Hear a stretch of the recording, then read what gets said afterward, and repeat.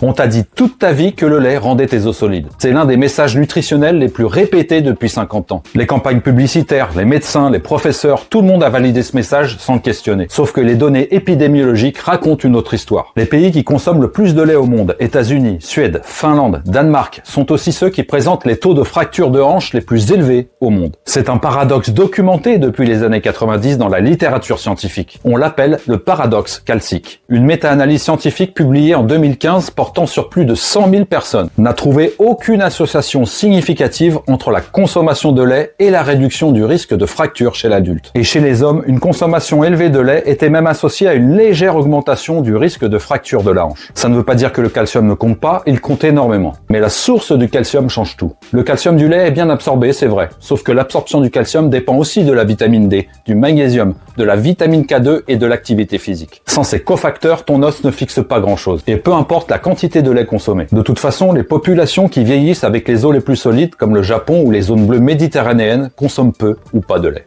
Leur calcium vient des légumes verts, des légumineuses, des poissons avec arêtes et des produits fermentés. Je sais pas si on t'a menti intentionnellement ou non, mais on t'a simplifié une réalité bien plus complexe. Et l'industrie laitière a eu les moyens de maintenir ce message pendant des décennies. Et toi, tu fais quoi pour la santé de tes os en dehors du lait ?